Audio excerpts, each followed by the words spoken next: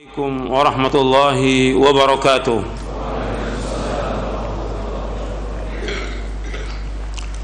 Innal hamdalillah nahmaduhu wa nasta'inuhu wa nastaghfiruh wa na'udzu billahi min shururi anfusina wa min sayyiati a'malina.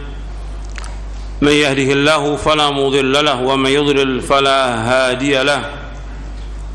Asyhadu an la ilaha illallah wahdahu la syarika lahu وأشهد أن محمدا عبده ورسوله يا أيها الذين آمنوا اتقوا الله حق تقاته ولا تموتن إلا وأنتم مسلمون يا أيها الناس اتقوا ربكم الذي خلقكم من نفس واحدة وخلق منها زوجها وبث منهما رجالا كثيرا ونساء واتقوا الله الذي تساءلون به والأرحام إن الله كان عليكم رقيبا يا أيها الذين آمنوا اتقوا الله وقولوا قولا سديدا يصلح لكم أعمالكم ويغفر لكم ذنوبكم ومن يطع الله ورسوله فقد فاز فوزا عظيما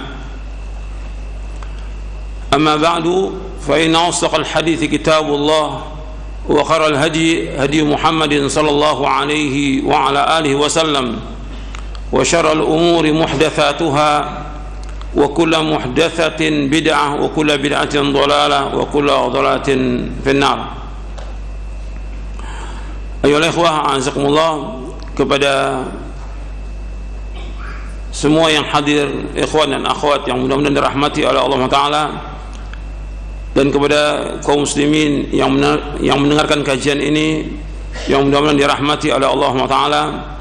Alhamdulillah, kita bersyukur kepada Allah Subhanahu wa Ta'ala atas segala nikmat yang Allah karuniakan kepada kita, nikmat Islam, nikmat iman, nikmat sehat, nikmat afiat, nikmat dijauhkan oleh Allah dari berbagai macam malapetaka. Dan kita bersyukur kepada Allah Subhanahu wa Ta'ala, kita diberikan hidayah taufik untuk selalu dan senantiasa menuntut ilmu syar'i, dan kita selalu mohon kepada Allah agar kita diberikan taufik untuk dapat mengamalkannya. Ikhwan fillah, azakumullah, kita akan lanjutkan kajian kita dari Syarah Aqidah Ahlussunnah wal Jamaah. Kita masuk poin yang ke-55, yaitu tentang tabarruk. Tabarruk artinya mencari barokah. Tabarraka yatabarraku tabarrukan, yaitu talabul barakah. Kalau di kita dinamakan apa? Ngalap berkah, ya. Ngalap berkah. Tabarruk, mencari barokah. Keberkahan berasal dari Allah SWT. Namun Allah Azza wa Jalla mengkhususkan sebagian berkahnya kepada seorang hamba atau makhluk tertentu yang dikehendakinya. Oleh karena itu, seseorang atau suatu makhluk atau benda tidak boleh dinyatakan mempunyai berkah kecuali berdasarkan dalil dari Al-Quran atau As-Sunnah yang sahih. Berkah artinya kebaikan yang banyak atau kebaikan yang tetap dan tidak hilang. Saya akan sebutkan tentang makna barokah. Yang pertama yang perlu saya sebutkan tentang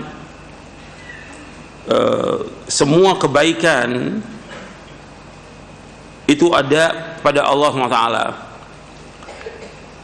Bayan annal khaira kullahu fi yadillah subhanahu wa ta'ala, bahwa kebaikan semuanya berada di kedua tangan Allah Subhanahu wa ta'ala. Ini saya ambil pembahasan tabarruk ini dari buku At-Tabarruku Anwa'uhu wa Ahkamuhu yang ditulis oleh Dr. Nasir bin Abdurrahman bin Muhammad Al-Judai, yang diterbitkan oleh Maktabah Ar-Rushd di Riyadh. Yang harus kita ingat bahwa semua kebaikan itu datangnya dari Allah, dan semua kebaikan ada pada Allah Subhanahu wa Ta'ala. Allah berfirman dalam surah Ali Imran di ayat 26, Qulillahumma malikal mulki tu'til mulka man tasha' wa tanzi'ul mulka mimman tasha' wa tu'izzu man tasha' wa tudhillu man tasha' biyadikal khairu innaka ala kulli syai'in qadir. Katakanlah, ya Allah, Engkaulah raja dari semua raja. Engkau memberikan kerajaan atau kekuasaan kepada siapa yang Engkau kehendaki. Engkau cabut kerajaan atau kekuasaan dari siapa yang Engkau kehendaki. Engkau muliakan siapa yang Engkau kehendaki. Engkau hinakan siapa yang Engkau kehendaki. Biyadikal khair, di tanganmu semua kebaikan. Sesungguhnya Engkau berkuasa atas segala sesuatu. Arti tangan Allah semua kebaikan. Semua kebaikan datangnya dari Allah Subhanahu wa ta'ala. Di dalam Sahih Bukhari dari sahabat Abu Sa'id Al-Khudri, di Sahih Bukhari di Kitabul Anbiya, dari Nabi SAW, Allah berfirman kepada Adam, ya Adam, fayaqulu labbaika wa sa'daik wal khairu fi yadaik. Ketika Allah memanggil Adam, wahai Adam, maka Adam menjawab, aku memenuhi panggilanmu ya Allah, dan aku minta tolong kepadamu ya Allah, dan kebaikan itu ada pada kedua tanganmu. Hadis ini sahih, diriwayatkan oleh Imam Bukhari di dalam sahihnya di Kitabul Anbiya. Begitu juga Nabi ketika dalam riwayat Muslim dari sahabat Ali bin Abi Thalib radhiyallahu anhu, ketika Nabi salat malam, Nabi membaca wajhatu wajhiya di doa iftitahnya sampai akhir. Kemudian Nabi mengatakan sallallahu alaihi wasallam, labbaika wa sa'daika wal khairu kulluhu fi yadayka wasyarru laysa ilaika, sampai akhirnya. Jadi setelah Nabi menyebutkan wajhatu wajhi sampai akhir, kemudian sampai kalimat labbaika wa sa'daik, artinya aku penuhi panggilanmu ya Allah, dan aku mohon pertolongan kepadamu. Kebaikan semuanya berada pada kedua tanganmu, dan kejelekan tidak bisa dinisbatkan kepadamu. Wasyarru laisa ilaika, kejelekan tidak bisa dinisbatkan kepadamu. Anabika wa ilaika tabarakta wa ta'ala astaghfiruka wa atubu ilaik. Ini diriwayatkan oleh Muslim dalam sahihnya di kitab Salatul Musafirin. Semua nikmat, semua datang dari Allah SWT. Semua nikmat datang dari Allah, dan semua keutamaan datang dari Allah. Allah berfirman, wa ma bikum min ni'matin faminallah, wa ma bikum min ni'matin faminallah. Apa saja nikmat yang kamu peroleh, semua datang dari Allah Subhanahu wa ta'ala. Dalam surah An-Nahl di ayat 53, Allah juga berfirman dalam surah Al-Imran, qul innal fadla biyadillah yu'tihi man yasha. Katakanlah, sesungguhnya karunia itu di tangan Allah, dan Allah memberikan kepada siapa yang Allah kehendaki. Begitu juga semua pujian, semua nikmat, semua kerajaan milik Allah SWT. Dan itu yang dibaca oleh Nabi ketika talbiyah, labbaik Allahumma labbaik, labbaik la syarika laka labbaik, innal hamda wan ni'mata laka wal mulk la syarika lak. Labbaik Allahumma labbaik, aku penuhi panggilanmu ya Allah. Labbaik la syarika laka labbaik, aku penuhi panggilanmu ya Allah, tidak sekutu bagi engkau ya Allah. Innal hamda wan ni'mata laka wal mulk, sesungguhnya semua pujian milik engkau ya Allah, semua nikmat milik engkau ya Allah, dan semua kerajaan milik engkau ya Allah. La syarika lak, enggak ada sekutu bagi engkau ya Allah Subhanahu wa ta'ala. Hadis ini sahih, diriwayatkan oleh Imam Bukhari dalam Kitabul Hajj di bab talbiyah, dan juga di Sahih Muslim di Kitabul Hajj di bab talbiyah. Artinya semua kebaikan itu milik Allah, semua pujian milik Allah, semua nikmat milik Allah, semua kekuasaan milik Allah. Maka dikatakan Allah itu tabarak.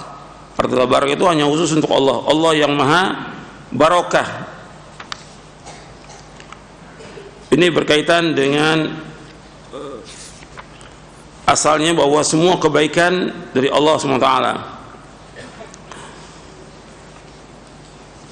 Dan Allah SWT yang kedua, yang pertama semua kebaikan datang dari Allah. Sekarang yang kedua, bahwa Allah SWT memberikan kepada sebagian makhluknya dari apa yang Allah kehendaki, dari keutamaan dan barokah. Allah memberikan kepada sebagian makhluknya dari apa yang Allah kehendaki, dari keutamaan dan barokah.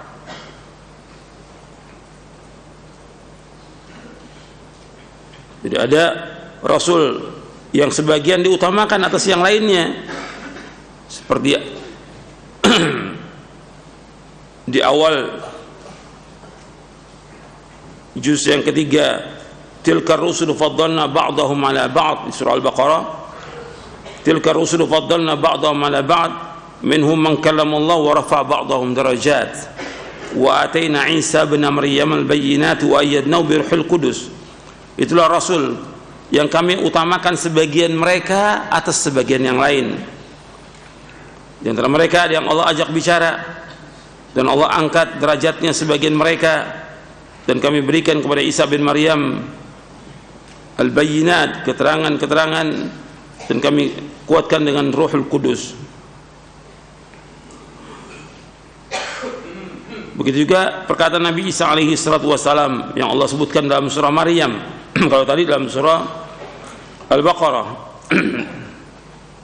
di ayat 253. Kemudian dalam surah Maryam di ayat 30, ayat 31, Allah berfirman tentang Nabi Isa, qala inni abdullahi atani alkitaba wa ja'alani nabiyya wa ja'alani mubarakan aina ma kuntu. Nabi Isa berkata, Allah berfirman, sesungguhnya aku adalah hamba Allah yang Allah berikan kepadaku Alkitab, dan Allah jadikan aku sebagai nabi, dan Allah menjadikan aku orang yang diberkahi, mubarakan, di mana aku berada. Pada asalnya maknanya aku diberkahi oleh Allah. Jadi Allah memberikan kepada Nabi Isa keberkahan. Ada juga ya ahli tafsir memaknakan dengan mubarakan ay mualliman lil khair, yang mengajarkan kebaikan. Jadi Allah memilih sebagian makhluknya dari sebagian yang lain. Begitu juga Allah memilih sebagian malaikat sebagai utusan dan yang lainnya. Ayat-ayatnya banyak Allah sebutkan dalam Al-Quran. Di dalam surah Ali Imran di ayat 73, 74 Allah berfirman, qul innal fadla biyadillah yu'tiki man yasha wallahu wasi'un alim yakhtassu bi rahmatihi man yasha wallahu dzul fadlil azim. Katakanlah, sungguhnya karunia itu di tangan Allah. Allah memberikan karunia itu kepada siapa yang Allah kehendaki, dan Allah itu maha luas dan maha mengetahui. Allah mengkhususkan dengan rahmatnya siapa yang Allah kehendaki, dan Allah yang mempunyai karunia yang sangat besar. Allah juga sebutkan dalam surah Al-Hadid di ayat 29, wa annal fadla biyadillahi yu'tihi man yasha wallahu dzul fadlil azim. Bahwasanya karunia itu di tangan Allah. Allah memberikan kepada siapa yang Allah kehendaki, dan Allah mempunyai karunia yang sangat besar. Jadi ada makhluk yang diberikan barokah oleh Allah SWT sebagiannya, dan Allah memilih sekehendak Allah. Allah berikan sebagian keutamaan kepada sebagian makhluk, itu Allah pilih. Allah pilih sebagian dari makhluk ini sebagai rasul, sebagai utusan. Allah yang pilih. Allah menyebutkan dalam surah Al-Qasas di ayat 68, wa rabbuka yakhluqu ma yasha wa yakhtar ma kana lahumul khiyarah. Dan Allah menciptakan apa yang Allah kehendaki, dan Allah memilih, maka mereka tidak punya pilihan. Dan masih banyak lagi yang lainnya. Sekarang ke bahasa yang ketiga, tentang makna barokah Dalam bahasa Arab yang dikatakan al-barakah, aslul barakah ats-tsubutu wal luzum. Asal makna barakah ats-tsubut wal luzum.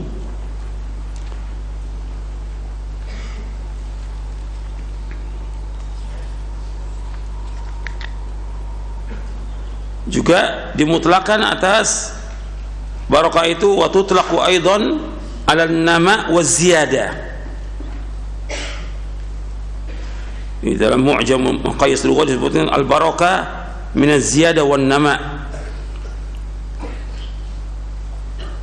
Jadi kalau kita simpulkan tentang barakah itu thubutul khairi wa luzumuhu wa ziyadatuhu.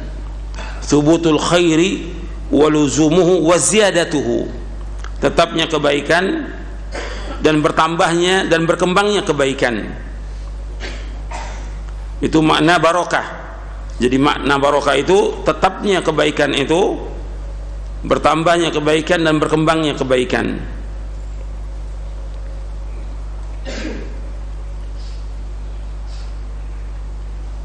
Dan terkadang juga disebutkan tentang barakah itu dimaknakan dengan as-sa'adah, kebahagiaan. Seperti Allah firmankan dalam surah Hud ayat 73, rahmatullahi wa barakatuhu alaikum ahlal bait. Rahmat Allah dan barakah-barakahnya atas kalian wahai ahlul bait. Al-barakat dijelaskan dengan makna as-sa'adah di dalam kitab Ma'anil Quran al-Farra. Itu tentang makna al-barakah.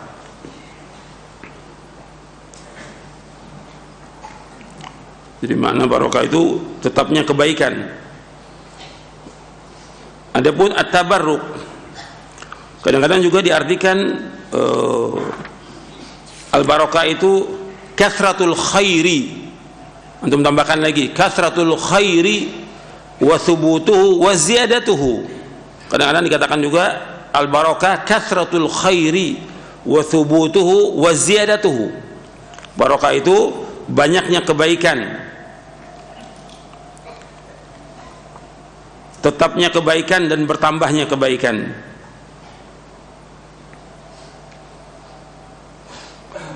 Kemudian at-tabarruk. At-tabarruk yang kita bahas sekarang ini, at-tabarruk, mencari barakah. At-tabarruku masdar dari tabarraka, yatabarraku tabarrukan, wa huwa talabul barakah. Tabarruk itu artinya mencari barakah.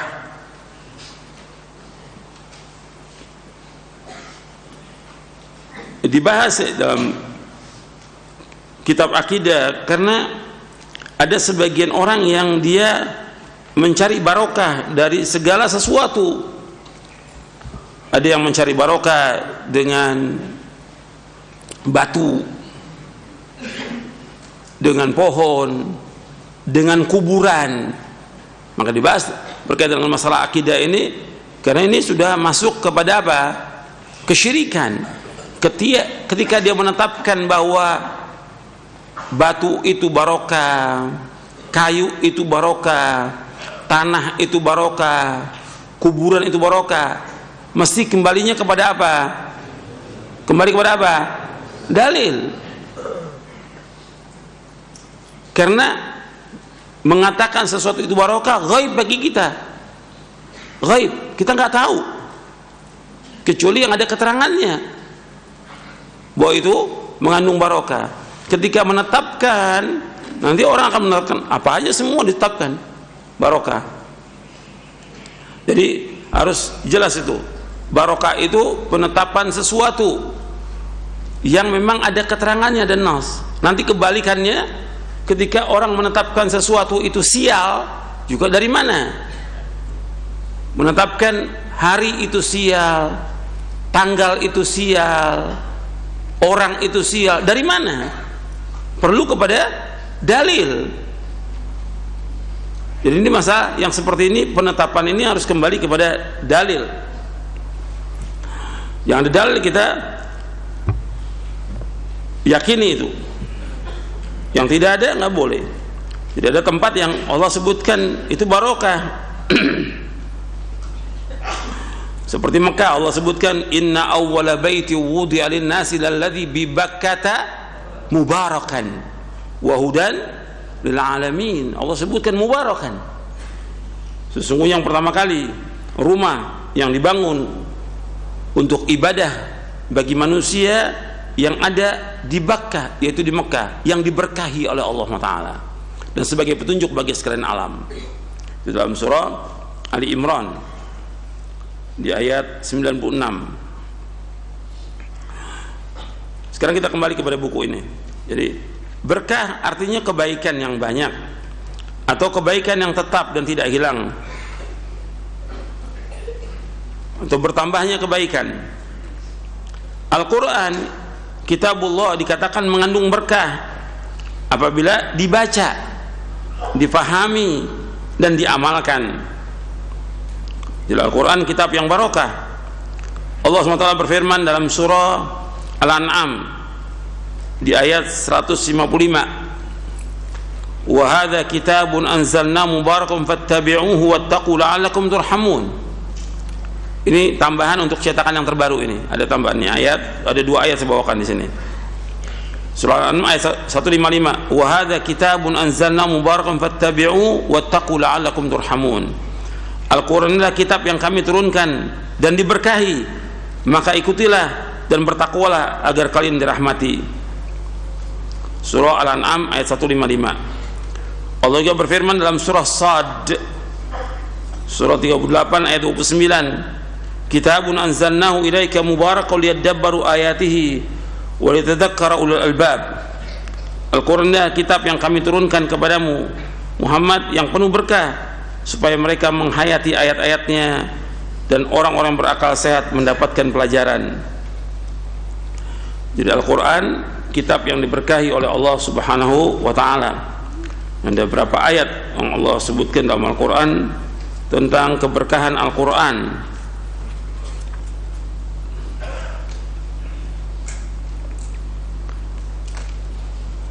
Allah sebutkan juga di surah Al-An'am ayat 92, wa hadza kitabun anzalna mubarakun musaddiqul ladzi baina yadayhi wa litunzira ummal qura wa man haulaha walladzina yu'minuna bil akhirati yu'minuna bihi wa hum 'ala salatihim yuhafizun. Ini kitab Al-Quran yang kami turunkan yang diberkahi, membenarkan apa yang ada di hadapannya untuk mengancam, yaitu Ummul Qura, induknya kota, pusatnya kota, yaitu Mekah. Dari semua kota dunia itu pusatnya di Mekah. Wa man haulah, dan sekitarnya yang ada seluruh dunia ini. Dan orang-orang yang beriman kepada akhirat, mereka beriman kepadanya dan mereka menjaga salat mereka. Allah juga sebutkan dalam surah Al-Anbiya di ayat 50, wa hadza dzikrum mubarakun anzalna afa antum lahu munkirun. Ini adalah zikir, arti Al-Quran yang diberkahi, yang kami turunkan, apakah kalian akan mengingkarinya? Dan masih banyak lagi yang lain, ayat-ayat yang berkaitan dengan keberkahan Al-Quran. Kalau kita lihat, Al-Quran ini kitab yang diberkahi oleh Allah SWT. Berkah ketika kita membacanya, berkah ketika kita mendengarnya, berkah ketika kita mempelajarinya, berkah ketika kita mengajarkannya, berkah ketika kita mengamalkannya, dan berkah juga ketika kita gunakan dia sebagai obat yang terdapat dalam dada, dan berkah juga ketika kita menjadikan Al-Quran sebagai hakim, sebagai sumber hukum. Itu barokah. Jadi banyak keberkahan daripada Al-Quran ini. Yang nanti saya bawakan satu ayat yang menjelaskan Al-Quran ini akan menunjuki manusia ke jalan yang lurus. Saya lanjutkan dulu sekarang ini. Kalau tadi Al-Quran, sekarang ada pula waktu-waktu yang mengandung keberkahan, seperti Lailatul Qadar. Sebab Allah menyebutkan Lailatul Qadar itu malam yang diberkahi. Al-Quran diturunkan pada malam Lailatul Qadar. Inna anzalnahu fi lailatul qadar, bahwa kami turunkan Al-Quran pada malam Lailatul Qadar. Allah sebutkan dalam surah Ad-Dukhan ayat 3, inna anzalnahu fi lailatin mubarakatin inna kunna munzirin. Sesungguhnya kami turunkan Al-Quran di malam yang diberkahi, yaitu malam Lailatul Qadar, dan sesungguhnya kami mengancam. Bagaimana kita ingin mendapatkan barokah? Bagaimana kita tabarruk dengan malam Lailatul Qadar? Ya, tabarruk, kita mencari barokah malam Lailatul Qadar dengan apa? Dengan melaksanakan ibadah pada 10 malam yang terakhir dari bulan Ramadan. Maka Nabi bersungguh-sungguh di bulan Ramadan itu 10 hari terakhir lebih daripada yang lainnya. Dan Nabi 10 malam terakhir itu i'tikaf, dan Nabi tidak bercampur dengan istrinya karena bersungguh-sungguh ibadah untuk mencari malam Lailatul Qadar. Artinya kita mengisi 10 malam terakhir dengan melaksanakan ibadah yang sesuai dengan sunnah Nabi SAW. Itu berkaitan dengan waktu. Sekarang berkaitan dengan tempat. Adapun tempat yang mendapatkan berkah seperti Masjidil Haram, Masjid Nabawi, Masjid Al-Aqsa, itu sudah kita bahas hadisnya di poin yang ke-52. Untuk melihat di poin yang ke-52 itu ada hadisnya. Saya bawakan 4 hadis di situ. Di poin yang ke-52, larangan mendirikan masjid di atas kuburan. Nabi menyebutkan tentang barokahnya 3 masjid itu. Nabi bersabda sallallahu alaihi wasallam, "Salatun fi masjid hadza afdalu min alfi salatin fi ma siwahu illa al-masjidil haram." Salat di masjidku ini lebih utama 1000 kali daripada salat di masjid lain kecuali Masjidil Haram. Hadis sahih riwayat Muslim dari sahabat Ibnu Umar radhiyallahu anhu. Nabi juga bersabda sallallahu alaihi wasallam, salatun fi masjidi hadza khairun min alfi salatin fi ghairihi minal masajidi illa al-masjidil haram. Salat di masjidku ini lebih utama 1000 kali daripada salat di masjid-masjid yang lain kecuali Masjidil Haram.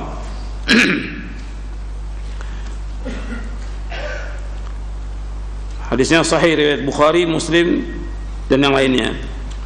Nabi juga bersabda sallallahu alaihi wasallam, salatun fi masjidi hadza afdalu min alfi salatin fi ma siwahu illa Masjidil Haram, wa salatun fil Masjidil Haram afdalu min 100 alfi salatin fi ma siwahu. Salat di masjidku ini lebih utama 1000 kali daripada salat di masjid yang lain kecuali Masjidil Haram, dan salat di Masjidil Haram lebih utama 100.000 kali daripada salat di masjid yang lainnya. Hadis ini sahih, diriwayatkan oleh Imam Ahmad dan Ibnu Majah dari sahabat Jabir bin Abdullah radhiyallahu anhuma.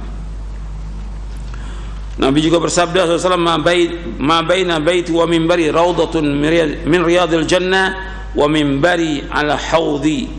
Antara rumahku dan mimbarku ada taman-taman dari taman-taman surga, dan mimbarku di atas telagaku.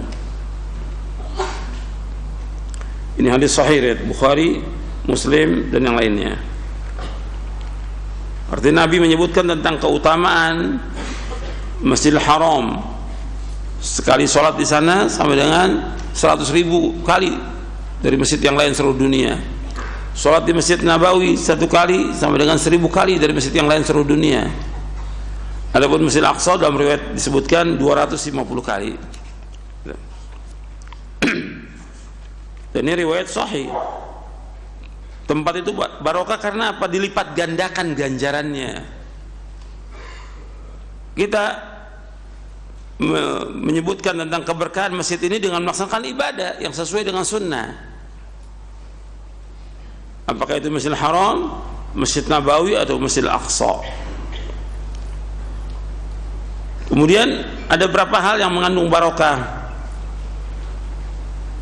yang berbentuk benda seperti Zam-Zam. Nabi menyebutkan Zam-Zam itu ma' mubarak. Dan menurut yang lain ma'un mubarakah, air yang diberkahi oleh Allah SWT. Di dalam doa dan wirid saya sebutkan itu tentang keberkahan Zam-Zam. Nabi menyebutkan innaha mubarakatun, innaha ta'amu tu'min wa shifa'u suqmin. Rasulullah SAW bersabda tentang Zam-Zam, innaha mubarakatun, innaha ta'amu tu'min wa shifa'u suqmin. Sungguh air Zam-Zam itu penuh dengan keberkahan, merupakan makanan yang mengenyangkan dan obat bagi penyakit. Hadis ini sahih, diriwayatkan oleh Imam Muslim dan Bazzar, juga Baihaqi meriwayatkan, dan Tabrani dalam Mu'jam Shaghir.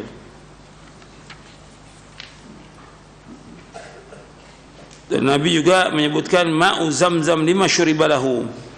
Air Zam-Zam itu tergantung dari tujuan orang minumnya. Zam-Zam ini barokah. Nabi menyebutkan barokah. Dan orang niatnya, ketika dia niat untuk menguatkan hafalan, Allah kuatkan hafalannya. Ketika dia niatkan untuk menyembuhkan penyakit, Allah akan sembuhkan penyakitnya. Jadi Zam-Zam lima syuriba lahu. Dan banyak orang yang mempraktekannya. Bahkan Al-Imam Ibnu Qayyim pernah cerita di dalam kitabnya Zadul Ma'ad. Dia menceritakan tentang dirinya, aku sendiri dan juga orang lain pernah mempraktekkan upaya penyembuhan dengan air Zam-Zam terhadap beberapa penyakit, dan hasil yang kami dapati sangat menakjubkan. Karena itu aku mengobati berbagai macam penyakit dengan Zam-Zam, dan aku pun sembuh dengan izin Allah Subhanahu wa taala. Disebutkan dalam kitabnya Zadul Ma'ad di juz yang keempat. Jadi air yang diberkahi air Zam-Zam. Maka ada sahabat yang dia hanya minum Zam-Zam, dia tidak makan apa-apa, kuat dia selama 1 bulan ketika masuk Islam. Yaitu sahabat siapa? Abu Dzar Al-Ghifari radhiyallahu an. Maka Nabi menyebutkan ta'amu tu'min wa shifa'u suqmin. Ta'amu tu'min, makanan dari berbagai macam makanan yang mengenyangkan. Meskipun dia enggak makan apa-apa, hanya minum air Zam-Zam, mengenyangkan dia. Ta'amu tu'min wa shifa'u suqmin, dan juga sebagai penyembuh dari berbagai penyakit. Begitu juga yang lain yang diberkahi, setiap amal soleh yang dikerjakan dengan ikhlas dan ittiba kepada Nabi SAW itu juga diberkahi. Selama kita mengerjakan amal soleh yang ikhlas karena Allah dan ittiba, diberkahi, artinya diberikan ganjaran oleh Allah dengan berlipat ganda. Karena ganjaran Allah berikan dari perbuatan kebaikan itu dari 10 sampai 700 kali lipat, bahkan sampai lebih daripada itu. Itu keberkahan dari amal-amal soleh. Begitu juga ada yang sifatnya pribadi yang diberkahi, ya tubuhnya para nabi. Pribadi para nabi itu diberkahi oleh Allah Ta'ala. Pribadi para nabi. Makanya Nabi Muhammad Sallallahu Alaihi Wasallam, zat pribadinya diberkahi oleh Allah. Makanya ketika Nabi Sallallahu Alaihi Wasallam itu membuang riak, diperebutkan oleh sahabat, diusap ke mukanya. Dan ini hanya khusus untuk Nabi Muhammad SAW, nggak ada yang lain. Keringatnya Nabi wangi, gitu. Keringatnya, rambutnya diperebutkan oleh sahabat ketika Nabi menggunting rambutnya atau mencukur rambutnya ketika umrah atau haji. Untuk apa? Untuk mengobati penyakit. Barokah. Tapi setelah wafatnya Nabi SAW, udah hilang, nggak ada lagi semuanya itu. Dan itu hanya untuk Nabi. Tidak ada untuk sahabat Abu Bakar, Umar, Uthman, Ali radhiyallahu anhum. Tidak ada. Tidak ada sahabat yang tabaruk kepada Abu Bakar, kepada Umar, kepada Uthman, kepada Ali radhiyallahu anhum ajmain, yang mereka pasti masuk surga yang paling tinggi semuanya. Dan mereka adalah wali-wali Allah SWT, sahabat yang mulia. Tapi nggak ada orang yang tabaruk dengan Abu Bakar, tidak ada. Jadi tabaruk hanya kepada siapa? Kepada Nabi Muhammad SAW. Dan setelah Nabi meninggal sudah hilang semuanya, nggak ada lagi barang-barangnya, bajunya, nggak ada lagi, sudah hilang semuanya. Dan juga tidak ada sahabat kemudian datang ke kuburan Nabi untuk mencari barokah dari kuburan Nabi. Tidak ada. Tidak ada. Kalau ada seperti itu, sudah terdapat dalam semua kitab. Lau kana khairan lasabaquna ilaih. Enggak ada seorang sahabat pun juga yang datang ke kubur Nabi tabaruk dengan kuburannya. Tidak ada sama sekali. Tidak ada. Dan tidak ada di semua kitab hadis, tidak ada itu. Tidak ada. Jadi para sahabat sudah memahami bahwa tabaruk kepada Nabi SAW ketika beliau masih hidup. Gitu. Bahkan ketika Nabi sedang tidur, itu keringatnya ditadahi oleh Ummu Sulaim, ditadahi. Kemudian Nabi bangun untuk apa? Ya untuk cari barokah dari keringatnya Nabi, wangi keringat Nabi. Maka ketika Nabi meninggal dunia, kalau nggak salah pekan yang lalu saya bawakan, Abu Bakar melihat Nabi, mencium Nabi, engkau wangi di saat engkau hidup dan engkau mati. Wangi Rasulullah SAW, wangi, zatnya memang wangi Rasulullah SAW. Jadi khusus untuk siapa? Untuk para Nabi aja, tidak ada untuk yang lain. Dan setelah wafat nggak ada lagi, sudah hilang namanya bajunya, siwaknya, semua nggak ada lagi, itu nggak ada. Dan nggak ada sahabat kemudian ada pedang Nabi barokah dengan pedang, nggak ada, itu bohong semuanya itu, ya, cerita bohong. Itu yang biasanya yang lariskan dagangan itu siapa? Orang-orang Thariqah Sufiyah itu, yang mereka percaya kepada semuanya mengandung barokah, hatta kuburan juga. Maka dibahas ini karena mereka menjadikan kuburan itu syekhnya dicari sebagai barokah. Makanya kuburan-kuburan para wali datangi oleh mereka itu karena apa? Mereka ingin cari barokah. Ini syirik. Dan mereka kemudian bukan hanya tabaruk, itu kan kuburan itu tanahnya diusap ke mukanya, tabaruk. Kalau udah kuburan, sampai juga kotorannya Kiai Slamet juga dipeperkan ke mukanya. Ini tabaruk kata mereka, tabaruk. Kiai Slamet itu apa? Kerbau itu yang ada di Solo, udah mati. Nah itu ketika kotorannya keluar, di tabaruk mereka, cari barokah. Dan nggak mungkin seperti ini.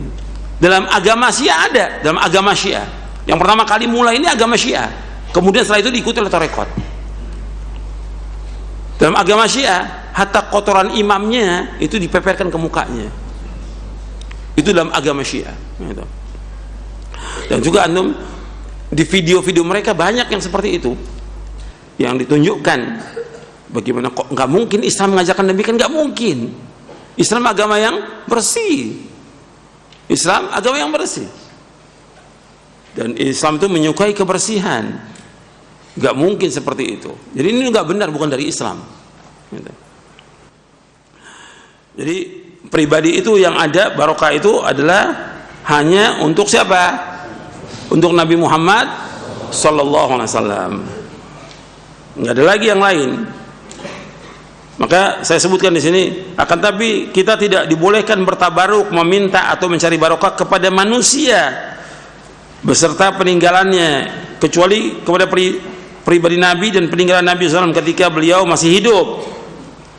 Ketika beliau masih hidup SAW, dan tidak berlaku setelah wafatnya beliau. Semua barang peninggalan beliau sudah tidak ada dan lenyap. Setelah wafatnya Nabi SAW tidak ada seorang pun dari sahabat yang bertabaruk kepada diri Abu Bakar As-Siddiq radhiyallahu an dan lainnya, tidak ada. Tidak ada sahabat-sahabat tabaruk kepada Abu Bakar, tidak ada. Padahal orang yang paling mulia setelah Nabi Muhammad SAW adalah Abu Bakar As-Siddiq, dan yang akan menemani beliau nanti di sorga yang paling tinggi, Abu Bakar As-Siddiq radhiyallahu an.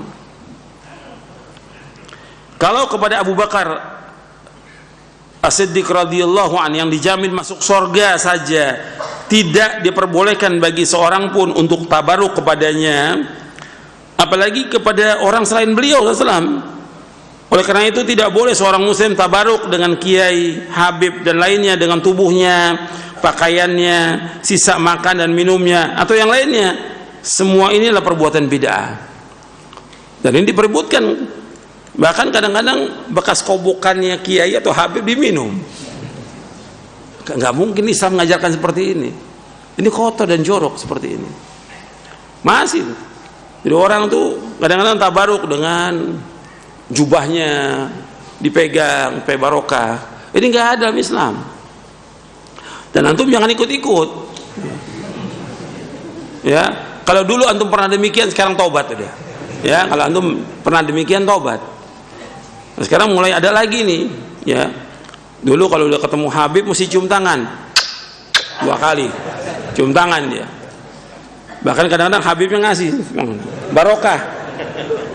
Nah sekarang nungguin ustadz depan pintu ini antri. Apa antum nggak sama seperti mereka itu? Jadi kalau nggak selama nama ustadz ini nggak barokah. Nggak boleh seperti itu, nggak boleh. Nih ingatin, yang seperti ini jangan diulangi lagi antum. Nggak boleh. Antri, dia nggak pernah ada. Nabi SAW, para sahabatnya ketika Nabi turun dari khutbah, semua sahabat berebut cium tangan, nggak ada, nggak ada. Nggak pernah Abu Bakar As-Siddiq habis menyampaikan nasihat semuanya antri mau selamat dengan Abu Bakar, tidak ada sama sekali. Sekarang kita buat yang baru ini, ya. Kalau usah selesai ceramah semua antri mau salaman. Nah, ini nggak dibenarkan. Nanti lama kelamaan orang punya kepercayaan kalau nggak salaman nggak barokah. Dan ini berbahaya. Tabaruk seperti ini nggak boleh dalam Islam. Jadi awalnya tidak apa-apa, seperti biasa aja, tapi lama kelamaan sepertinya tabaruk gitu dengan begitu. Dan kadang diperebutkan itu. Dan orang-orang ini kadang-kadang ini fitnah. Kiai-kiai atau habib atau yang lainnya ini kadang-kadang senang dia. Makanan yang diperebutkan, kobokan yang diperebutkan, segala macam diperebutkan. Senang dia. Mestinya nggak boleh. Dia mesti tegur. Nggak boleh seperti itu. Supaya orang paham. Bahwa lama kelamaan ini awal kepada penyembahan. Ini kan wasilah kepada apa? Penyembahan. Awalnya tabaruk, tapi lama-lama begitu dia meninggal, orang datang ke kuburannya, tabaruk dengan kuburannya. Dalam Islam nggak ada. Orang yang barokah cuma satu, yaitu Nabi Muhammad SAW. Zatnya para nabi semuanya diberkahi oleh Allah. Zatnya para nabi. Yang terakhir Nabi Muhammad SAW. Itu barokah. Tapi setelah wafatnya nggak ada sahabat datang ke kuburan beliau, tidak ada, tidak pernah ada. Gitu.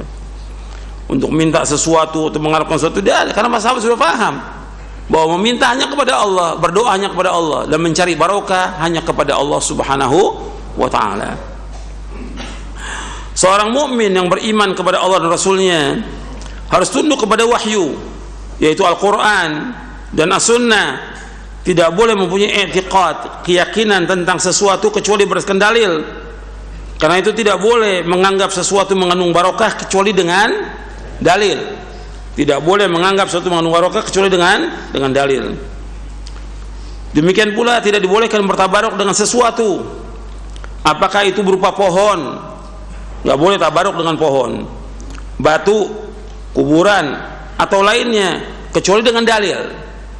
Ya, tidak boleh tabaruk dengan suatu apakah itu berupa pohon, batu, kuburan atau lainnya kecuali dengan dalil. Kan juga ada orang yang tabaruk dengan pohon. Di Indonesia ini pohon apa? Beringin. Apalagi kalau itu dekat mata air, itu dianggap barokah itu. Dan nggak boleh. Dari mana pohon itu barokah, dari mana? Kalau zaman jahiliyah itu ada yang orang jahiliyah, ini jahiliyah, menganggap bahwa Zatu Anwat itu punya barokah, sampai mereka mengatakan kepada Nabi SAW ketika mereka baru masuk Islam, mereka mengatakan ij'al lana Zata Anwat kama lahum Zatu Anwat. Ya Rasulullah, buatkan untuk kami Zatu Anwat, itu pohon bidara yang digantungkan pedang supaya pedangnya sakti gitu. Sebagaimana mereka orang jahiliyah punya. Wah, Nabi marah itu karena mereka baru masuk Islam. Jadi juga menunjukkan bahwa orang yang baru masuk Islam itu kebiasaan lama itu masih kuat gitu. Perbuatan-perbuatan yang lama itu. Makanya orang baru masuk Islam itu disuruh dia apa? Belajar, bukan suruh ceramah. Orang yang baru tobat disuruh apa? Belajar, bukan nemenin ustadz. Belajar baca buku, baca kitab, baca Al-Quran, diajarkan mereka. Kemudian tidak boleh juga tabaruk dengan batu, banyak ya, apa batu akik atau batu apa aja, bahwa ini barokah bisa mendatangkan uang. Dari mana? Atau yang lain banyak kepercayaan. Ini kepercayaan semua syirik ini. Nggak ada demikian dalam Islam. Tabaruk dengan batu, dengan batu cincin atau batu yang lainnya, tabaruk. Atau dengan kuburan. Nah, banyak di Indonesia ini kuburan yang dikatakan barokah. Nggak ada kuburan barokah. Mesti kalau seandainya memang ada, pertama kali kuburan siapa yang barokah? Kuburan Rasulullah SAW. Kemudian kuburan siapa lagi? Para sahabat di Baqi itu. Nggak ada. Tidak ada seorang sahabat yang menganggap kuburan sebagai barokah. Tidak pernah ada. Tidak ada. Dan nggak ada dalam Islam kuburan itu barokah. Tidak ada. Tidak ada. Kalau kuburan Nabi itu tidak boleh orang tabaruk, apalagi kuburan yang lain seluruh dunia ini tidak boleh. Dan ini merupakan jalan yang membawa kepada kesyirikan. Di muka bumi tidak ada satupun kuburan yang mengandung barokah. Karena itu tidak boleh tabaruk dengan kuburan, pohon, batu dan lainnya. Bertabaruk atau meminta berkah termasuk perkara yang berkaitan kepada nas. Nas itu dalil Quran dan Sunnah. Untuk itu tidak boleh bertabaruk kepada sesuatu kecuali pada hal yang dinyatakan oleh dalil dari Quran dan Sunnah dan dalilnya sahih. Sekarang kita akan kembali kepada pembahasan tentang Al-Quran adalah kitab yang diberkahi. Ayatnya banyak dalam Al-Quran. Allah menyebutkan Al-Quran itu wa hadza kitabun anzalna mubarakun fattabi'uhu wattaqu la'allakum turhamun. Dalam surah Al-An'am ayat 155. Al-Quran kitab yang kami turunkan lagi diberkahi, maka ikutilah dan bertakwalah agar kamu dirahmati. Tadi sudah saya sebutkan Al-Quran kitab yang diberkahi. Kitabun anzalnahu ilaika mubarakun liyadabbaru ayatihi waliyatadzakkara ulul albab. Al-Quran kitab yang kami turunkan kepadamu Muhammad yang penuh berkah supaya mereka menghayati ayat-ayatnya dan orang-orang yang berakal sehat mendapatkan pelajaran. Dalam surah Shad ayat 29. Al-Quran kitab yang diberkahi. Yang pertama, Al-Quran adalah kalamullah. Kalamullah barokah, diberkahi oleh Allah. Kalamullah. Di Al-Quran kalamullah, bukan makhluk. Dari Allah datang dan akan kembali kepada Allah.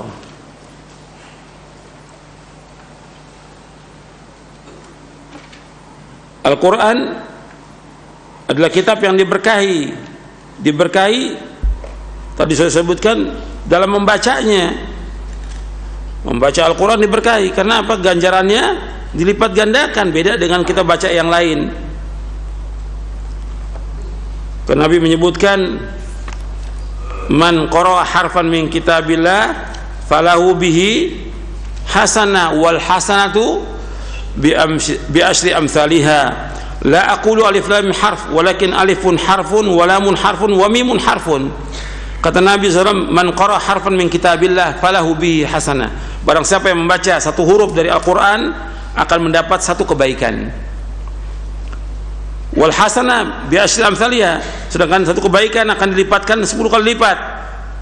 La aqul, aku enggak mengatakan alif itu harf, walakin alifun harfun, aku enggak mengatakan alif lam mim harf, itu 3 huruf. Alif lam mim, aku tidak mengatakan huruf, tapi alif 1 huruf, lam 1 huruf, mim 1 huruf.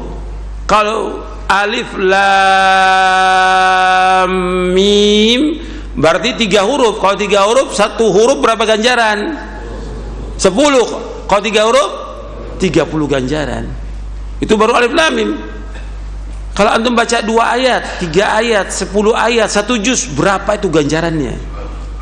Hadis ini sahih, diriwayatkan oleh Imam At-Tirmidzi dari sahabat Ibnu Mas'ud radhiyallahu anhu. Jadi orang baca Al-Quran itu mendapatkan ganjaran yang besar. Kemudian keberkahan yang lain lagi, keberkahan dalam mendengarkan. Orang mendengarkan Al-Quran barokah. Maka disuruh untuk mendengarkan. Wa idza quri'al Qur'anu fastami'u lahu wa ansitu la'allakum turhamun. Apabila dibacakan Al-Quran, kamu dengarkan dan diam agar kamu mendapatkan rahmat. mendapatkan barokah dan juga rahmat dari Allah. Dalam surah Al-A'raf ayat 204. Jadi Al-Quran kitab yang diberkahi dalam membacanya, yang kedua mendengarnya, yang ketiga ketika kita mengajarnya, belajar dan mengajarkannya. Karena Nabi menyebutkan orang yang paling baik, kata Rasulullah siapa? Khairukum man ta'allama al-Qur'ana wa 'allamahu. Ini hadis sahih diriwayatkan oleh Imam Bukhari dari sahabat Utsman bin Affan radhiyallahu an. Khairukum man ta'allama al-Qur'an wa 'allamahu. Sebaik-baik kalian adalah orang yang belajar Al-Qur'an dan mengajarkannya. Maka baik orang yang belajar Al-Qur'an dan baik juga orang yang mengajarkan Al-Qur'an. Tapi tetap dia harus belajarnya karena Allah dan dia mengajarkannya karena Allah semuanya. Bahwa nanti ketika orang dia belajarnya supaya jadi terkenal, jadi riya dia, atau dia mengajarkannya untuk mendapatkan dunia, ini termasuk juga yang dilarang oleh Nabi. Banyak hadisnya tentang masalah ini. Makanya ketika para ulama membahas tentang hajrul Quran, meninggalkan Al-Quran, sebab Nabi mengeluh kepada Allah. Wa qala ar-rasulu ya rabbi inna qaumi ittakhadhu hadzal qur'ana mahjura. Dalam surah Al-Furqan, Rasul mengeluh kepada Allah, ya Rabbi, wahai Rabbku, inna qaumi ittakhadhu hadzal qur'ana mahjura. Sungguhnya kaumku menjadikan Al-Quran sebagai barang yang tidak dipedulikan. Sebagai barang yang tidak dipedulikan, Al-Quran tidak dipedulikan. Dia tidak beriman kepada Al-Quran. Atau dia ada Al-Quran tapi dia nggak baca Al-Quran. Atau dia Al-Quran dia tidak berusaha untuk memahaminya. Dia tidak mau belajar. Dia tidak mengajarkannya, dia tidak mengamalkannya. Ini termasuk bentuk-bentuk hajar Quran. Termasuk juga orang yang mengajarkan Quran untuk mencari dunia, termasuk hajrul Quran. Ada kitab yang bagus tentang masalah ini, Hajrul Quran Ahkamuhu wa Anwa'uhu, yang ditulis oleh Syekh Ahmad bin Muhammad Ad-Dawsari. Itu bagus, tebal bukunya, 1 jilid, tentang apa yang dimaksud dengan hajrul Quran. Dan Imam Ibnu Qayyim sudah membahas tentang hajrul Quran dalam beberapa kitabnya. Jadi perhatikan tuh, kita harus belajar Quran dan gak lama belajar Quran. Orang bisa baca, memahami, baca dia setiap hari. Minimal dia baca 1 juz. Dia harus baca minimal 1 juz. Saya sudah sampaikan pada pekan yang lalu. Seorang muslim itu harus baca Al-Quran minimal sehari 1 juz, kalau bisa 2 juz, kalau bisa 3 juz. Yang menyuruh untuk baca 1 juz siapa? Rasulullah SAW. Iqra'il Quran fi syahrin. Baca Al-Quran 1 bulan, artinya khatamkan Quran selama 1 bulan. Iqra'u fi 20 laylah. Bacalah Quran selama 20 hari, khatamkan. Berarti 1 hari 1,5 juz. Iqra'u fi 15, baca 15 hari, berarti sehari 2 juz. Iqra'u fi 20, bacalah 10 hari, khatamkan 10 hari, berarti sehari 3 juz. Iqra'u fi 7 wala tazid ala dzalik, bacalah sepekan, jangan lebih daripada itu. Artinya setiap hari 4 juz. Yang menyuruh siapa? Rasulullah, orang yang paling kita cintai dari semua manusia di muka bumi ini. Kalau kita mencintai Rasulullah, ikuti perintahnya. Kita wajib ittiba pada beliau. Para sahabat tiap hari baca Al-Quran. Ya, tiap hari itu antum baca Al-Quran, dengarkan Al-Quran, belajar Quran, mengajarkan Quran. Kemudian juga barokah dalam mengamalkannya. Karena Al-Quran untuk diamalkan. Yang tadi saya bacakan ayatnya di surah Al-An'am ayat 155. Al-An'am 155. Wa hadza kitabun anzal mubarakun fattabi'uhu wattaqu la'allakum turhamun. Inilah kitab yang kami turunkan diberkahi oleh Allah, maka ikutilah dan bertakwalah agar kamu dirahmati. Artinya diamalkan, Al-Quran untuk diamalkan.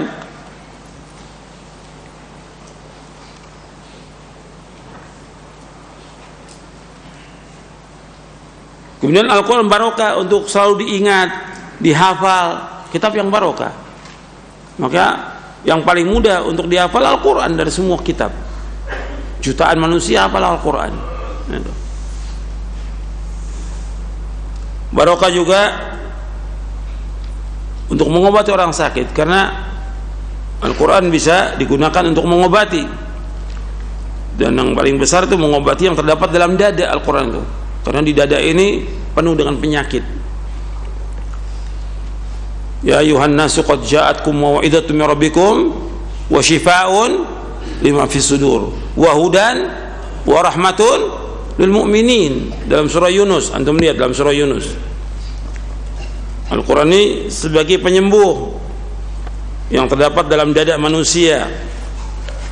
Maka kalau orang baca Al-Quran, memahaminya, mestinya dia berusaha dia untuk ikhlas, dia tidak iri lagi, tidak dengki, tidak tamak kepada dunia.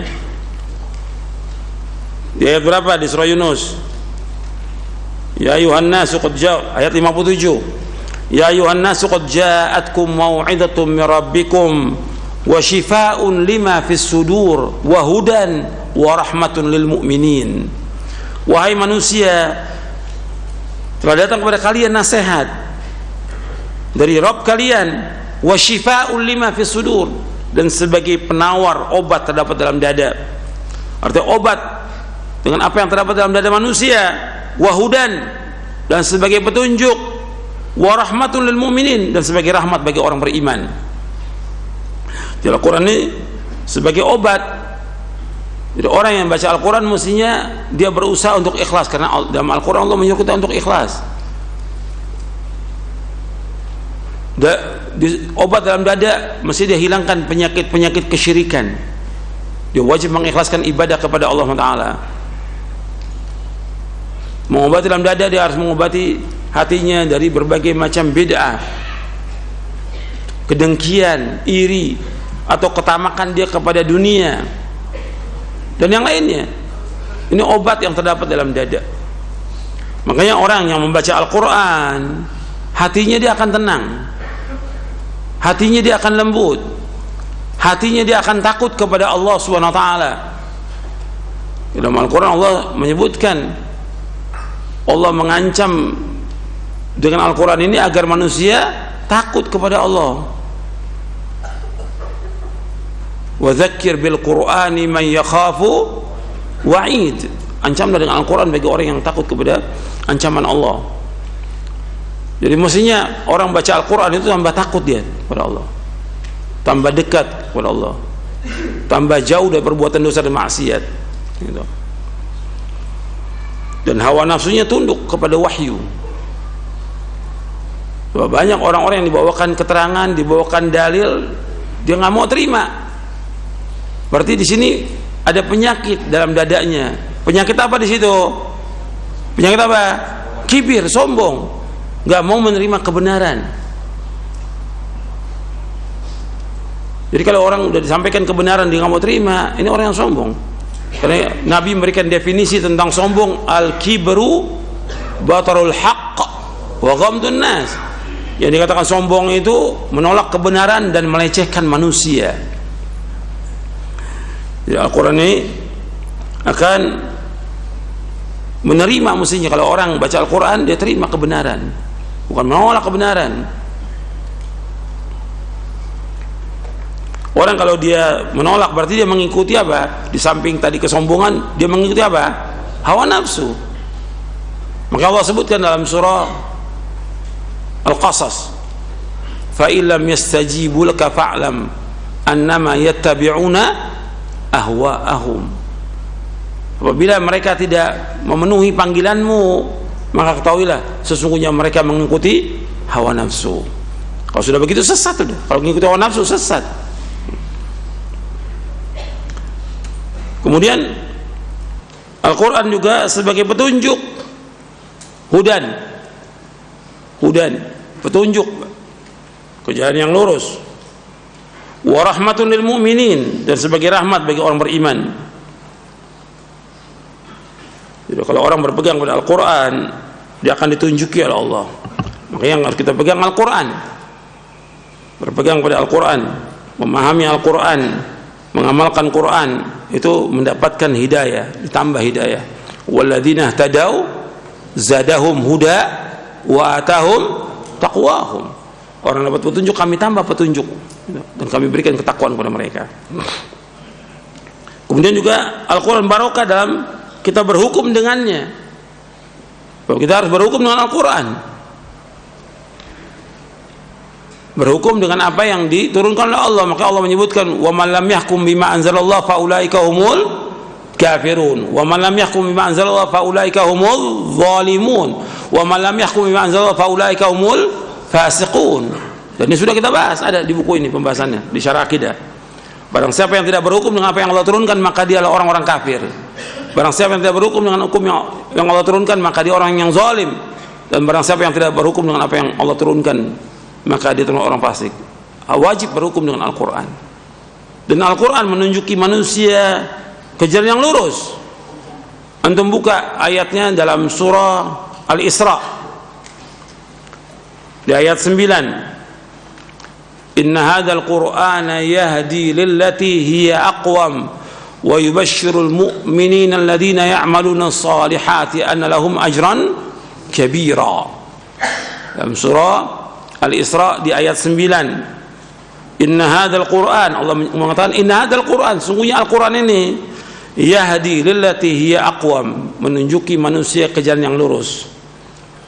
Wa yubashshirul mu'minina alladzina ya'maluna as-salihati anna lahum ajran kabira, dan memberikan kabar gembira kepada orang-orang yang beriman yang melakukan amal-amal saleh bahwa mereka mendapatkan ganjaran yang besar.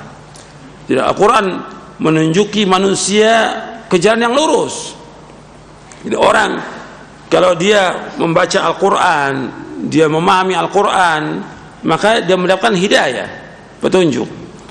Al-Quran menunjuki manusia ke jalan yang lurus.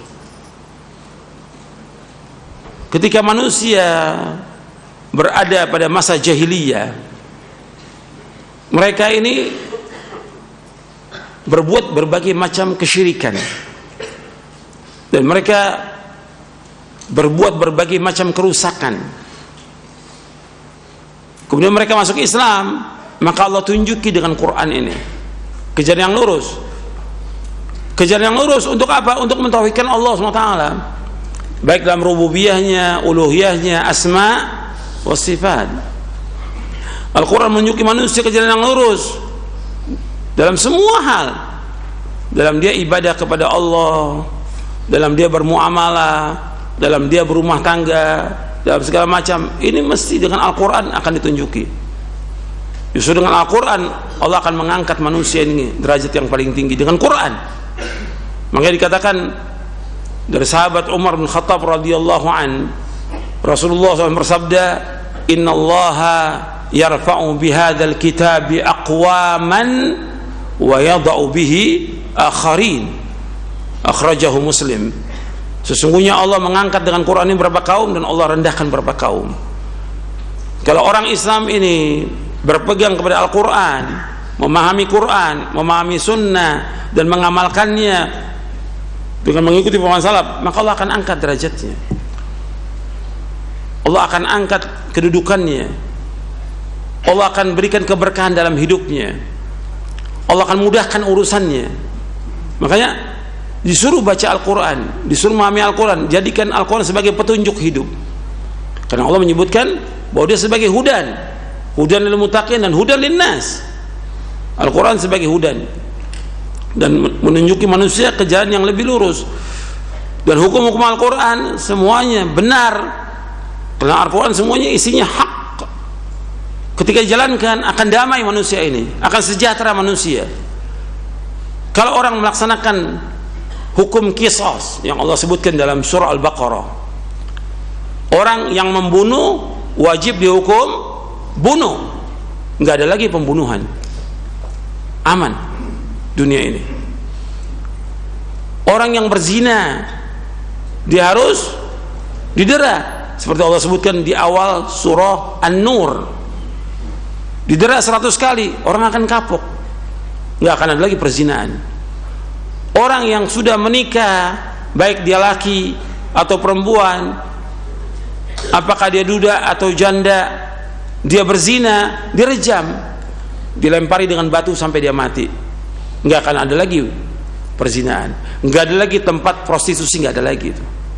Kalau Quran dijalankan, maka ditunjuki manusia kepada kejalan kebahagiaan. Begitu juga yang lainnya, ketika orang mencuri atau dia korupsi, dipotong tangannya, seperti Allah sebutkan dalam surah apa? Al-Maidah,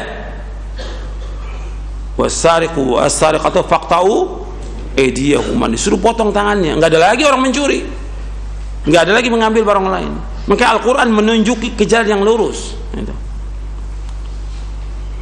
Dan ini dibahas oleh para ulama, diantaranya oleh Syekh Muhammad Amin Asy-Syanqiti tentang tafsir ayat ini, surah Al-Isra ayat 9. Bagus sekali pembahasan, panjang, sampai kurang lebih 50 halaman dibahas oleh beliau dalam kitabnya Adwa'ul Bayan fi Idhahil Quran bil Quran. Jadi Al-Quran menunjuki jalan yang lurus. Orang dengan Quran ini mendapatkan keberkahan, mendapatkan kenikmatan, mendapatkan kesejahteraan, mendapatkan kebahagiaan, mendapatkan ketenangan.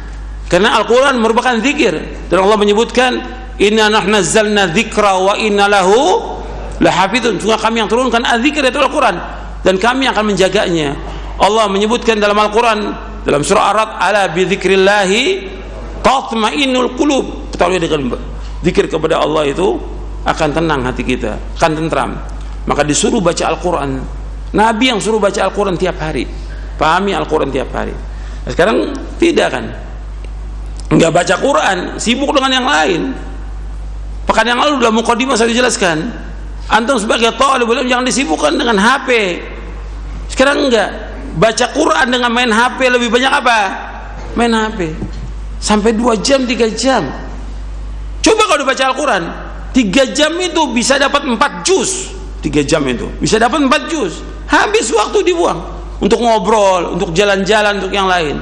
Al-Quran tiap hari baca Quran, Quran baca. Iqra, kata Nabi, Iqra. Iqra'il Quran, Nabi suruh baca Al-Quran. Kemudian tadabbur. Bah, kalau kita nggak tadabbur berarti kita apa? Termasuk orang yang digembok hatinya. Afala yatadabbaruna Al-Quran am ala qulubin aqfaluha. Dalam surah Muhammad, apakah mereka tidak tadabburkan Al-Quran atau hati mereka dikunci, digembok? Al-Quran baca, pahami. Kalau tidak, nanti hati kita ini akan keras, nggak jadi obat lagi Quran. Seperti siapa nantinya? Seperti ahlul kitab yang Allah sebutkan dalam surah Al-Hadid. Allah berfirman, ini para sahabat baru masuk Islam nih, belum lama masuk Islamnya, Allah sudah turunkan ayat ini. Surah Al-Hadid ayat 16. Alam ya'ni alladhina amanu an takhsha qulubuhum li dzikrillah wa ma nazala minal haqq wa la yakunu kalladhina utul kitaba min qablu fatala 'alaihimul amanu faqasat qulubuhum wa katsirun minhum fasiqun. Belumkah datang waktunya kepada orang beriman untuk tunduk hati mereka, untuk khusyuk hati mereka dengan apa yang Allah turunkan. Itu Al-Quran. Baca, pahami, amalkan. Jangan mereka seperti jadi orang-orang sebelum mereka. Kitab yang ada pada mereka, Zabur, Taurat, Injil, ada pada mereka, lama waktunya, bukan setahun, 2 tahun, puluhan, bahkan ratusan tahun. Faqasat qulubuhum, membuat hati mereka menjadi keras. Wa katsirun minhum fasiqun, dan kebanyakan mereka adalah orang fasik. Al-Quran ini di kalangan kaum muslimin bukan setahun 2 tahun, tapi mereka nggak baca, mereka nggak pahami, mereka nggak amalkan, sehingga membuat apa? Hati mereka keras. Makanya mestinya orang beriman tuh hatinya tambah tunduk, tambah takut kepada Allah. Allah menyebutkan alam ya'nil ladzina amanu an takhsha'a qulubuhum li dzikrillah. Mestinya tambah tunduk hati kita, tambah takut kepada Allah. Dengan Quran ini Allah akan angkat derajat kita. Dengan Quran diberikan keberkahan. Dengan Quran Allah tunjuki kita banyak manfaatnya. Al-Quran merupakan petunjuk. Al-Quran merupakan furqan, pembeda antara kebenaran dengan kebatilan, antara tauhid dengan syirik, antara sunnah dengan bid'ah, pembeda. Al-Quran merupakan nur, cahaya. Orang membacanya akan diberikan cahaya oleh Allah Ta'ala. Antum baca setiap hari, antum sebagai talibul ilm, dan antum sebagai kaum muslimin tiap hari baca Al-Quran. Berkah dengan baca Al-Quran. Rumah kita ini kalau dibacakan Al-Quran ada keberkahan. Setan akan lari dari rumah yang dibacakan Al-Quran. Kata Nabi, la taj'alu buyutakum maqabira inna syaitana yanfiru minal baiti alladhi tuqra'u fihi suratul Baqarah, akhrajahu Muslim. Kata Nabi SAW, jangan kalian jadikan rumah kalian seperti kuburan. Sesungguhnya setan lari dari rumah yang dibacakan surah Al-Baqarah. Tiap hari baca Quran. Antum baca, istri antum baca, anak antum baca. Minimal berapa juz?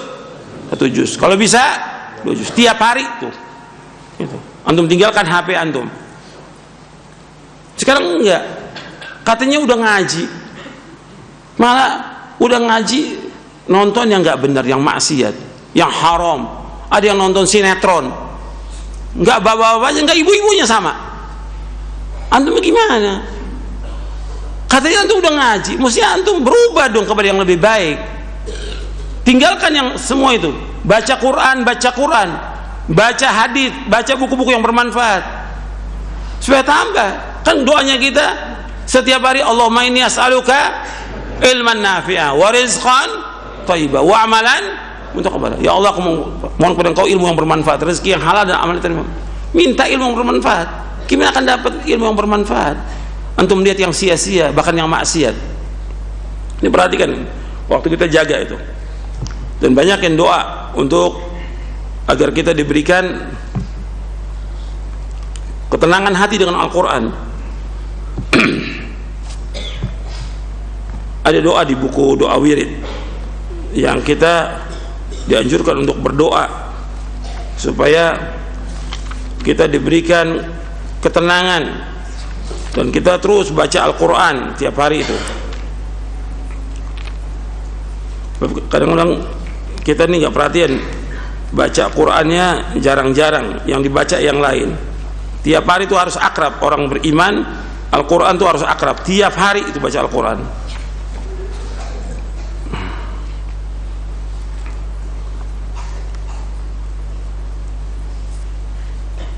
Jadi Nabi menyebutkan, Allahumma inni abduka wa ibnu abdika wa ibnu amatik nasiyati bidik madin fi hukmu adlun fi qada'uk as'aluka bi kulli ismin huwa lak sammaita bihi nafsaka wa anzala fi kitabika aw alamtu an min khalqik aw ista'tharta bihi fi ilmi al-ghaib indak an taj'al qur'ana rabi'a qalbi wa nura sadri wa jala'a huzni wa dhahaba hammi. Kita minta kepada Allah agar dijadikan Quran sebagai rabi'a qalbi, kesejukan hati, dan juga sebagai cahaya, dan juga sebagai penghilang kesedihan dan pelipur dari rara kita. Itu kita minta kepada Allah. Nanti antum baca itu di buku doa dan wirid, doanya kita minta kepada Allah agar menjadikan Al-Quran sebagai rabi'a qalbi. Dan antum baca, setelah antum baca Quran, baca doa itu, baca, selalu berdoa kepada Allah, karena Quran ini yang Allah akan angkat derajatnya manusia itu. Dan Nabi menyebutkan demikian. Makanya para sahabat diumpamakan oleh para ulama itu seperti Quran yang berjalan. Betul-betul mereka menerima Quran, memahaminya, mengamalkannya dalam kehidupan langsung. Makanya ketika turun ayat tentang hijab, langsung mereka hording mereka sobek, mereka jadikan sebagai hijab. Langsung sami'na wa ata'na. Nggak seperti sekarang, jauh dari Al-Quran. Gimana rumah tangga jauh dari Al-Quran? Gimana pribadi muslim? Harus kembali kepada Al-Quran. Inna hadzal Quran yahdi lillati hiya aqwam wa yubashshirul mu'minin alladziina ya'maluna shalihati anna lahum ajran kabira. Ya, saya pikir cukup sampai di sini, mudah-mudahan bermanfaat dan antum amalkan. Dan kita tabaruk dengan Al-Quran. Tabaruk dengan Al-Quran apa? Dengan membacanya, memahaminya dan mengamalkannya. Kurang lebihnya saya mohon maaf. Wassalamualaikum warahmatullahi wabarakatuh. Muhammadin subhanakallah wa bihamdik asyhadu an la ilaha illa anta astaghfiruka wa atubu ilaik. Assalamualaikum warahmatullahi wabarakatuh.